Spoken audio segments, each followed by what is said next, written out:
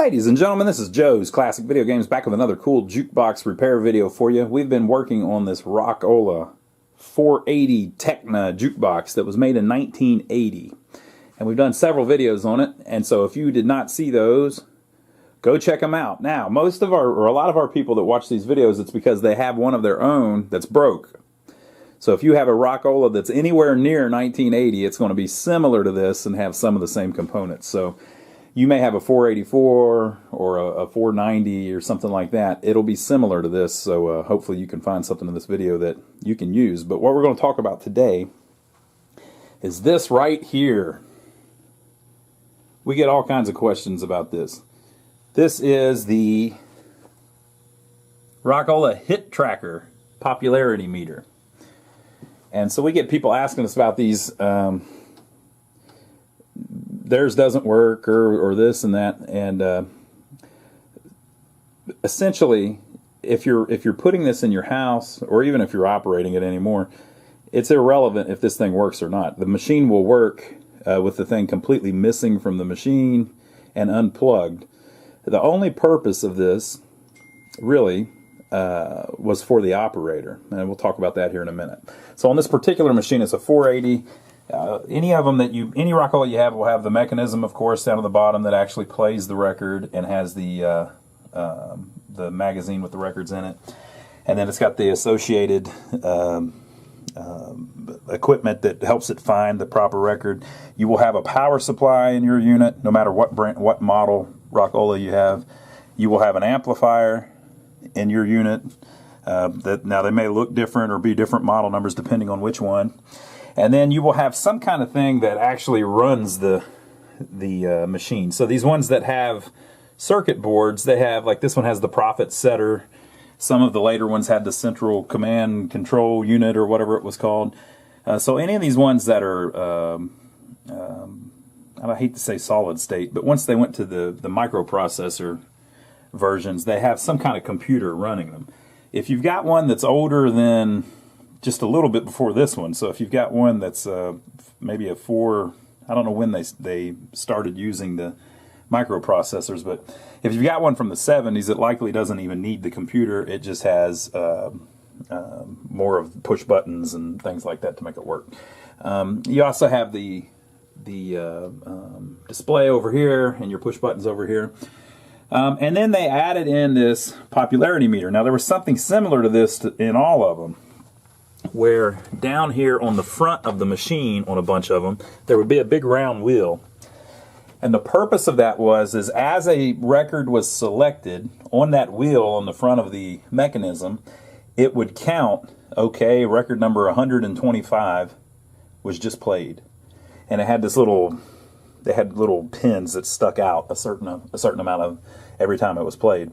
And it would basically keep track of how many times each record was played. Right? So in these little bit more modern ones, 1980, they had the hit tracker, which would track the hits, the popularity meter. And it basically is a little computer that keeps track of every record that was played and how many times it was played. Like this one says record number 97 was played 999 times. So that's obviously not right, or it needs to be reset or something, right? We're going to get all into that. And then it says top 3 display. And on the front of the box, it would say location, top hits, micro-computed. Number 1 was record number 100. Number 2 was record number 110. Number 3 was record number 120. Obviously, it's not actually keeping track of which ones are being played. There's usually a battery in that unit, and the battery's probably long dead. So we're going to take this all out and check it out today, though, and see if we can get it working again if you're interested on that for your box. The part out here would kind of convince you which record is popular, so maybe you might want to try the same one. Maybe they're trying to get you to, oh, everybody's playing record number 100, why don't you give it a try, right? But the real purpose of it was so that it could keep track of how much each record was played for the operator.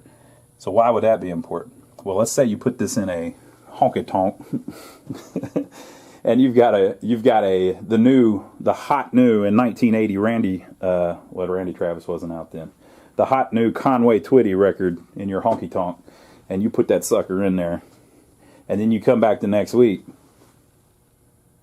Did that record make you any money? Well, you have no way of knowing. How would you possibly know? How many times was it played? I don't know. You kind of need something to keep track of them all, right? And so let's say you come in and this week you want to see if the new, if the Barbara Mandrell record, has anybody been playing the Barbara Mandrell record? And then you find out something shocking. The Barbara Mandrell record was only played one time all week. It's almost useless. Nobody likes it, right? So now you've got the new Conway Twitty record here. Well, which one are you going to take out of the magazine? You're going to take out that Barbara Mandrell record nobody's listening to, as if there ever was a Barbara Mandrell record that nobody listened to. But you get my point, right? So you take out the one that nobody listened to. And there's probably some each week that had 0 plays. You take that record out and you put your new hot one in and place it at. Because the worst thing you could do is take out that hot Conway Twitty record and put in a different one, and then your money might actually go down the next week, right? So it was very important to the operators to have some way of keeping track of what records people liked and what records people did not like. So that's the whole purpose of this thing. They did the little flashy thing on the front where they show the customers what the most popular records were too, trying to get you to maybe think that, oh, maybe I should listen to that. That's the new hot one or whatever. Everybody's listening to that. But in reality, it was just to keep track of it for the operators so that they would know how to make more money. And there's nothing wrong with that. And then finally, this board here is a flasher board, they call it. And on this particular one, you can set it up to where it gives you a special bonus at a certain time. And you could set it up different ways, but it starts flashing this light and it changes the pricing so that I don't remember how they had it set up, but basically they can make it where for a certain amount of time you have special bonus prices. This says 25 cents, if I can read it without the light. So usually you get 1 record for a quarter. This is 3 records for a quarter. Usually you get 3 records for 50 cents. This one is 6 records for 50 cents. So basically while this is flashing, you get double the amount of plays, or triple the amount for a quarter, I guess. Is that right? Triple the amount? Yeah, okay. So that's what that is for. We're not really going to mess with that in this video because that's really useless. But this is kind of neat because it has digits displayed on it. Whenever people come up, it would be kind of neat if that works, right? So I'm going to pull this out, and it's a very simple little circuit. Basically what happens is as the computer plays a song, it also sends information over to this, and this literally just keeps track of it. It doesn't have any kind of real output except for this display here, and the display that's actually mounted on it. So it doesn't run anything, it doesn't control anything, and that's why you can unplug it and take it out of your machine. This will continue to send information down the wire, but it's literally just so this has something to count. So if it's unplugged, the information doesn't do anything, and it doesn't hurt the machine because it's not necessary to play. So the first thing I'm going to do, let me show you quick before I turn it off. If you notice, if you wiggle this ribbon cable, the displays go in and out. So sometimes these displays don't look quite right. So if you've got like a digit missing or something, this will probably help you fix yours. So I'm going to take that out, and we'll look at it on the bench and see what it looks like inside. Okay, so here's what it looks like out of the machine. We'll look at the manual here in a minute just to see what they claimed this thing was capable of. But you see there's a reset button here and a clear button here, but they're recessed. You have to push a pin or something into them to actually hit the buttons. There is a LED here that comes on that measures the 9.6 volts, which is the weird voltage that they use to run the whole machine. The other CPU runs on 9.6 volts too, the profit setter, the computer that runs everything. They have a little vacuum crystal display up here, which is what the 3 displays are on the front as well. And then there's just one plug that plugs in. Okay.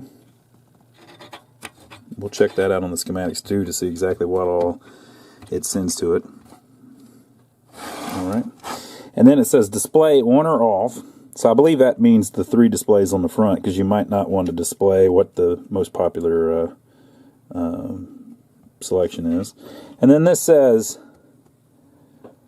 most times selected or least times selected. So I guess that's a when you're running through your numbers, you might want to see which ones were the least popular, like I said, so you could replace the record. And then popularity and total selections. So we'll see about that. Let me take the cover off of it here, and we'll see what it looks like underneath.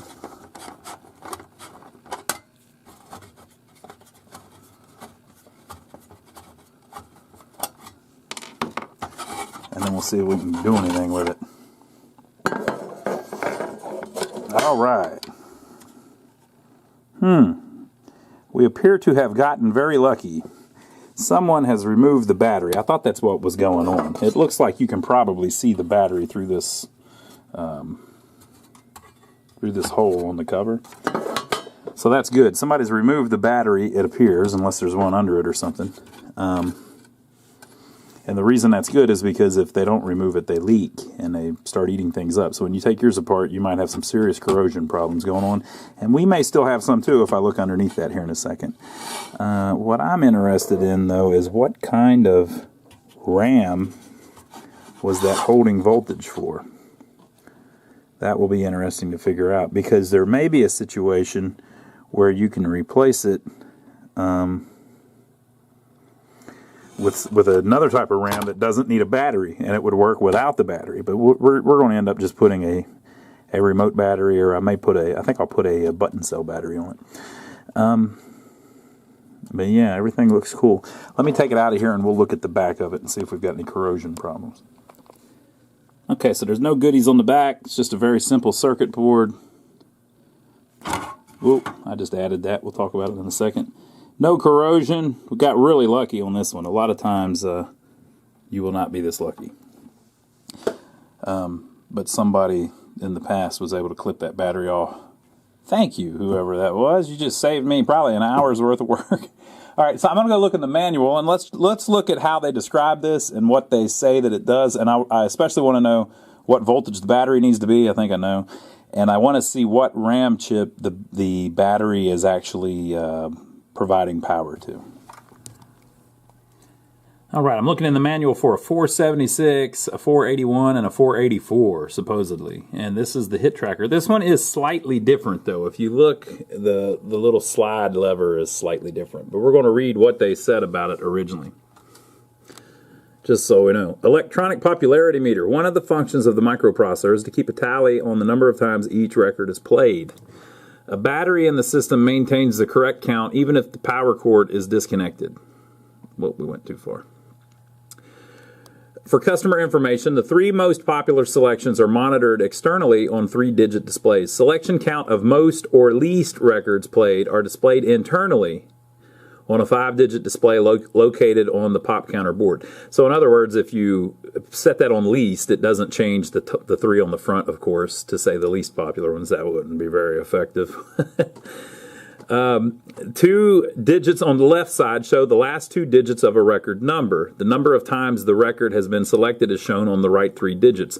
So interestingly, they don't keep track of A and B sides because it's on the same record. So like if you've got a B side that nobody plays, well, the A side might be decent.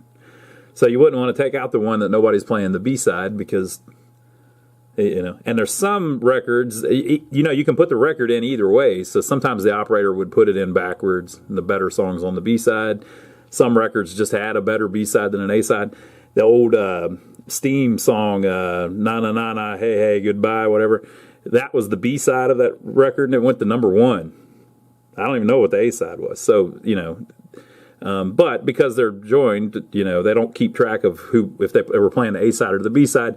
You can probably figure it out by looking at most records. But again, if they're playing one record, it doesn't really matter which side they're playing. You're going to leave that record in there. The number of times the record has been selected is shown on the right 3 digits. To read the least played record, set the 3-position slide switch to least popular position. Now on ours, it's not a 3-position switch, it's a specific switch. Pushing and releasing the advance button, the records are read out one at a time from 0 selection to the highest count. The most played records are read out when the slide switch is set to most popular position. Operating the advance button, the record count will read the highest to the lowest. To show the total count of all the selections, set the slide switch to total selections and press the advance button. When button is released, the total count will appear on the 5-digit display. So that's the total times it's been played if it hasn't been cleared. The hit tracker may be cleared or reset at any time to provide an accurate record of activity during a particular time period. Operating the clear button erases all accumulated play data from the module. The total selections display returns to 0, and the selections number appearing in the location top hits displays are replaced by dashes. Okay. The selection numbers appearing in the location top hits display are replaced by dashes. That's interesting because on ours, we have no battery. So I guess what's going on is when it starts up, it's got some kind of data that's just preloaded but hasn't been cleared. So that's why it says the 100, 110, 120.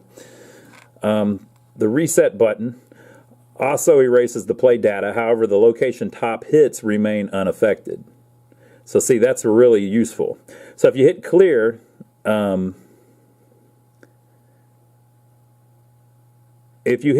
it removes everything that's been played, and it resets the 3 numbers on the front.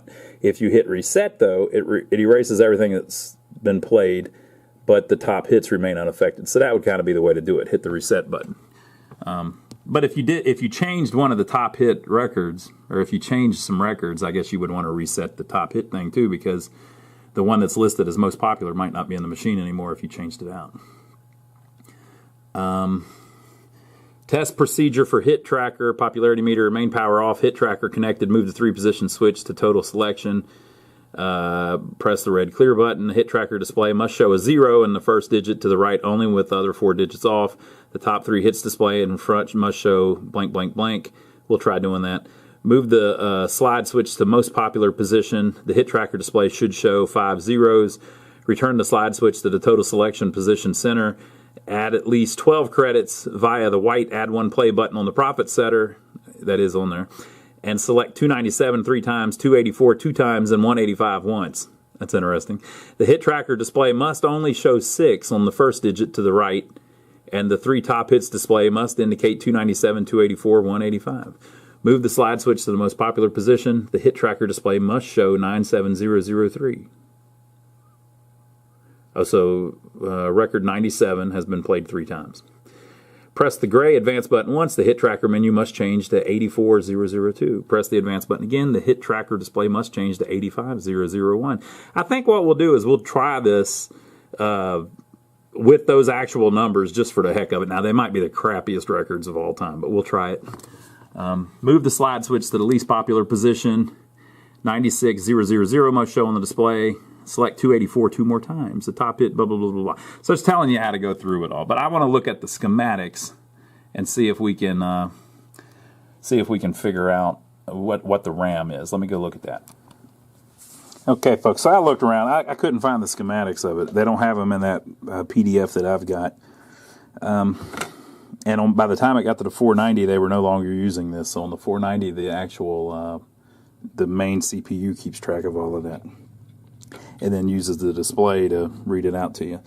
But I figured we'd look at some of the chips, and maybe you guys can figure it out. It appears that the voltage, which is basically used to keep the chip that keeps the memory running while the thing's off, goes to these 2 chips. These are listed as M5-6518-9. So I've tried to research that. It's obscure as hell. It looks like it's a 6518 RAM chip, maybe. I don't know. There's 2 of them, and the voltage appears to be going to pin 1, which on a 6518 that I found, the data sheet from, that was the select, which I don't know if that's where you would be sending the sustained voltage. But so there's 2 of those, and then this is a 5785N. All of these run off of 9.6 volts. So like I said, 9.6 volts comes in. There, you'll see there's no voltage regulator. They are running it off of that. There's no 5 on anything. So you've got a MM5785, MM57163, is that what that is?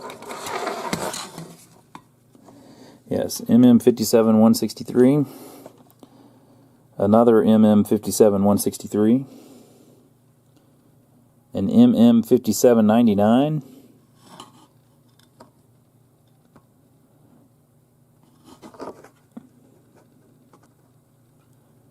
And a CD4069. You'd think that would run off 5, maybe not. So that's what we're working with. Luckily, I'm clean. The board's clean, and it appeared to be up and running. So all I'm going to do is I'm going to clean the legs on the chips and the sockets. Notice they're all socketed too, makes it easy. And then I'm going to, just for giggles, I'm going to replace these little green capacitors here. There's 1, 2, 3. There's 4 on this board. And the reason I'm going to do that is because on some of the 490s that I've worked on, some of these green caps, they're tantalum. And some of these tantalum caps will short after they get old. So I'm going to replace them with brand new electrolytic ones. And then we're going to put the battery on. So the way that I've chosen to do the battery is I've got this little cell battery holder. These don't leak. And I drilled a hole right there so that I can mount this thing on the board. And then on the back, where the leg comes through, I'm going to jump it over to where it should be. I put it a little off-center instead of putting it straight so that it would be away from this trace a little bit more, since there's plenty of meat right there, right? So I'm going to put that in, and I'm going to pop a battery in, and that'll, a 2032, and that'll give us the 3 volts. I did see somebody online mentioning that the battery voltage on theirs was 3 volts, so apparently that's what we need. And then whenever I looked up the 6518 RAM, the sustain voltage or whatever on that was 2 volts minimum. So a 3 volt battery should work, if that's what these in fact are. I don't know that for sure. I think the main difference between these and a more common RAM that you might run across is that these run on 9.6 volts, which must have just been some weird time in integrated circuits where they weren't running off 5 or 12 or -5. They were running off 9.6. So if yours, by the way, you probably need to test that 9.6 volts on yours, because if the profit setter, the CPU that runs everything in the box, is only getting like 9 volts, or it's getting 10.5 volts, they don't run right. They mess up. It'll do all kinds of weird stuff. It won't work, or it'll play the same song twice, or the display will be screwed up. It'll do all kinds of crazy stuff. So if you want to measure on the pink wire, so find the pink wire coming out of the power supply, and you'll notice on the power supply that there is a little knob that says 9.6 volt adjustment. And you find that pink wire and use a multimeter, check that from that to ground until it's 9.6, and then turn that little potentiometer. What I like to do is turn it a little bit higher than 9.6, because it's going to lose a little bit of power in the connectors and things like that. So I put it on like 9.8 or something like that. But you got to get that pretty close, or the boards don't act right. And this board runs off the same voltage. So I'm going to take these out and clean the legs and put them back in, and then I'm going to install this and put a battery in it. And then we're going to test it in the machine and see if it'll remember its selections. It could be that if these are RAM chips, it could be that those are bad and not working. So, you know, we're kind of in unknown territory here. And about the displays that were blinking, if you notice the one here wasn't doing that, usually whenever that happens, it's because you've got a bad connection on your connector. So if you take this loose and just clean up the edge, and then also where it hits the displays, clean those connectors a little bit. If you've got like a little teeny tiny file that you can get down in there or something, get this nice and shiny. Sometimes just unplugging it and plugging it back in will make it work. So you got to get those making good contact, and you won't have that issue where some of the digits are missing or anything. While we're working on this jukebox, I figured I'd show you this. I got a present from Mr. Troxel, who is one of our watchers. He's always leaving comments down below instead of up high. And he sent me this little note, and it says, "Hey Joe, now I'm Ron. But people call me Joe because at the beginning of all the videos I say, this is Joe's Classic Video Games. But I never say this is Joe. I say this is Joe's Classic Video Games. That's the name of our store. So I'm actually Ron, but Joe's my brother. He's on some of the videos. Hey Joe, just wanted to send a quick note and tell you I really enjoy your videos. The last couple I watched, you kept blowing fuses. I hope these circuit breakers will help. I also threw in a coil sleeve remover for those stuck sleeves. Keep up the good work. So, and I believe he does repair stuff. So if you need some arcade games or pinballs repaired, give him a call or go by his website. I don't know where he's at, but it's, you know, I had the envelope. I lost the envelope. We'll figure it out. But you might want to check out his website. But here's what he sent me. Check these out. These are circuit breakers that have been soldered to a fuse that's blown. So you can put these in a, like say you've got a fuse that keeps blowing, you can put this in, and then the next time you turn it on, instead of it burning up another fuse that costs you another $1, it'll blow this breaker. And you keep doing that until it no longer breaks the breaker. You know, you figure out what's wrong, and then whenever you finally get it to where it's not blowing the breaker, you take this out and you put a fuse in. Very clever.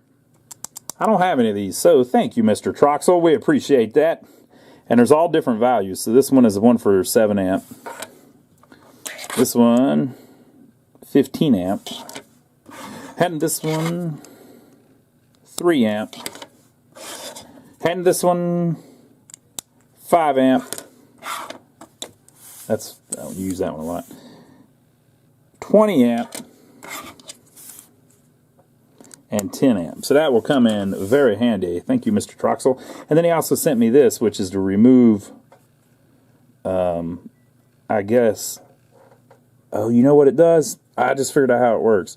You put it in the end that sticks out, and because it has this little lip, it perfectly goes around it, and then you, and it pushes it back out. Because sometimes the coil sleeves get stuck inside the coils. I have had that problem several times, so this would have came in handy, so I'll use this. Thank you, sir. We appreciate that. Everybody go check out his website. I don't know him, except I've seen him on our website on YouTube, leaving us a lot of comments, and he seems like a stand-up fella to me. All right, back to our jukebox. Okay, so I replaced the 4 capacitors. Clean the edge connector. I resoldered the pins on this just to make sure that they didn't have any cold solder joints. I put in the battery holder. I put the date on it, November 2020. Put the little jumper. And that should do it. So I'm going to put it back in its case, and then we'll put it back in the machine and see if it will save any of our selections. That would be really cool. So if you have yours, if it's giving you any numbers at all on the display, you're probably good to go. It probably works. You need to replace this battery with something like this, or you got to get some kind. You can put like wires on it and put a remote battery holder. Sometimes you can use an NV RAM, which is a non-volatile RAM, which means that it doesn't need a battery to save the selections. But since this uses such a weird setup that was only used for a little while, I doubt that they make one for that, or that I'm sure somebody could figure something out, but it would probably be kind of complex. Somebody would have to take one of these boards and really study it and spend some time with it to figure out how to do it. And the values of the capacitors, if you can't find the schematics, were 2.2 microfarad, 2.2, 2.2, and 10. Okay, so that's that. So I'm going to pop it back in, and then we'll test it and see if we can get it to save some selections. Okay, folks, we got it back in. We got the battery in there. Who knows if it's going to work, but it's doing the same thing it was doing. So we're going to see. It says, test procedure, main power off. Hit tracker connected. Move the 3-position slide switch to the total selection position, and then turn it back on. Well, I better do it with the power off. It's telling me specifically to have the power on. All right, we're on total selections. Power back on. Okay. Press the red clear button. That's that one that you can't really get to. Let me find something to hit it with. What can I use? What can I use? Now you may have noticed when I had the cover off, the buttons are full size. It's just you can't. They purposely made it where you couldn't touch them. Okay. The hit tracker display must show a 0 in the first digit to the right, only with the other 4 digits off. Huh. The 3 top hits display at top front of phonograph must show dash dash dash in each display. Huh. Move the slide switch to the most popular position. Most popular. Popularity. I think that's right. The hit tracker display shall show 00000. Huh. Return the slide switch to the total selection position. Add at least 12 credits. Total selection.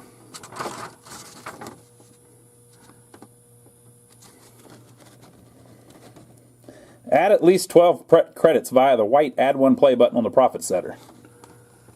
Mine's on free play, so I don't have to do that.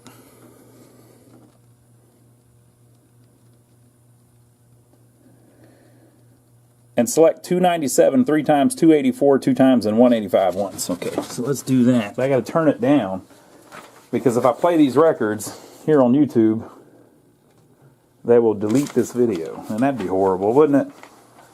After all we're doing here, nobody else does all this. 297 3 times.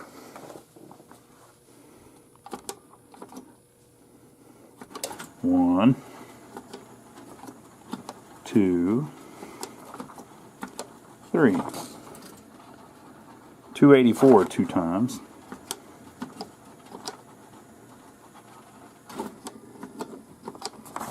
That's 2 times. And 185 once. All right.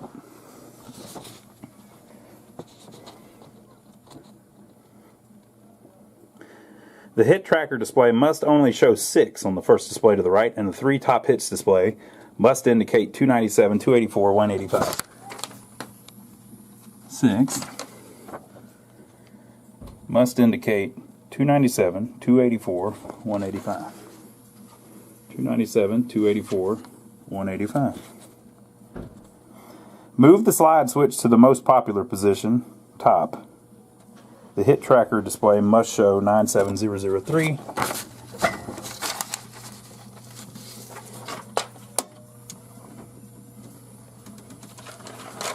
It does. Press the gray advance button once. The hit tracker display must change to 84002. Press the advance button again. The hit tracker display must change to 85001. Move the slide switch to the least popular position.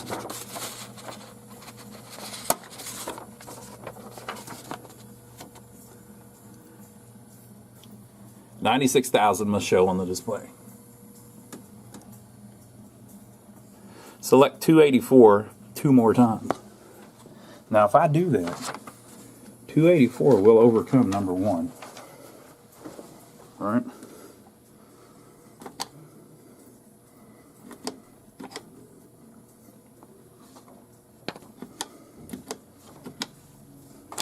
I watched it do it in real time, people.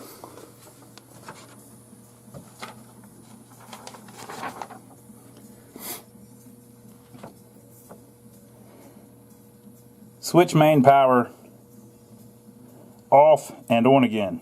All displays must retain their previous reading, so it should keep that. Okay, so what are we turning off here? This is Joe Diffie Country. Boy, I miss Joe Diffie. So I'm going to turn it off while it's playing. I don't really like to do that, but we're going to do it. Turn it back on. You would think it would cancel when it comes back on, but I guess not. Let me hit the cancel button.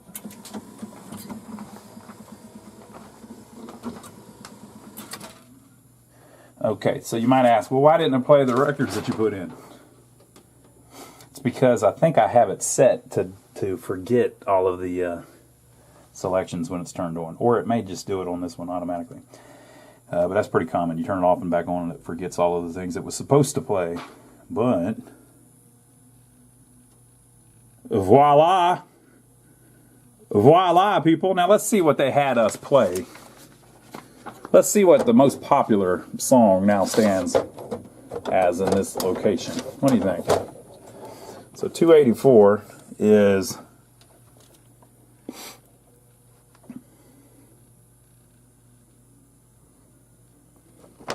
Love Light by ABBA. That's the most popular song in here. What do you think about that? 297 is the second most popular. And that's the aforementioned Country by Joe Diffie. And then 185, More Than You'll Ever Know by Travis Tritt. I'm just going to guess all of those get taken over. I don't think all of those are going to stay the most popular selections. All right, so I'm going to turn it off again. We'll try it one more time just to make sure that it's retaining it. Now, I will tell you, if you look on it, see this little jumper wire? You probably can't see it, it's too dark. There is a jumper wire on the connector, the power connector to that board. It appears to me that the power is routed in such a way, that battery power, that it runs through that jumper. So if you were to disconnect this board, the battery would no longer be connected to the RAM on the same board, because it connects through that jumper. So if you take this out and put it on the bench, it resets it every time. So if I were to unplug that, it would reset all of the settings. But we want to see if it reset all of the settings while I was standing here talking. We gave it about 30 seconds. And it's still saving it. So there we go. I think we fixed it, folks. I got lucky on this one. It was just the battery had been removed. But all that it really needed on this one was just a new 3-volt battery. But that'll give you an idea, kind of the overview of how they look inside, what you need to do to get yours working again if you're interested in getting yours working. And if you don't have one of these, maybe you still found it interesting to see how they did things back in the day with 9.6 volts running the whole thing. Right?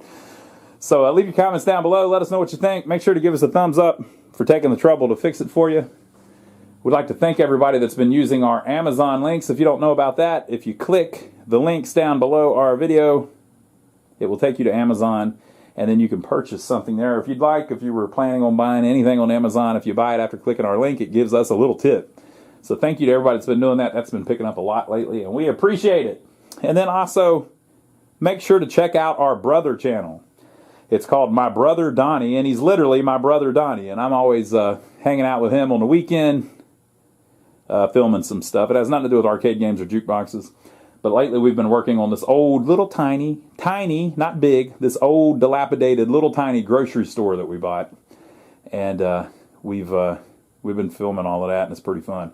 He's a hoot. If you think I'm crazy, you ain't seen crazy until you've seen My Brother Donnie. So go check that out, and I'll see you over there. So thanks for hanging out with us. I hope this helps you on your jukebox if you've got one of these hit trackers that you're wondering how it works and what's going on with it. And like I said from the very beginning, though, you do not need the thing. You can just take it out and unplug it if you want. But I like having them working. It's little twinkly lights and kind of neat, right? Why not? So we got it up and running. And if yours is missing, you can probably get one on eBay pretty cheap, because a lot of people have realized you don't need the thing. But I hope you enjoyed it. Leave your comments down below. Give us a thumbs up again, and we will see you on the next video. Thank you.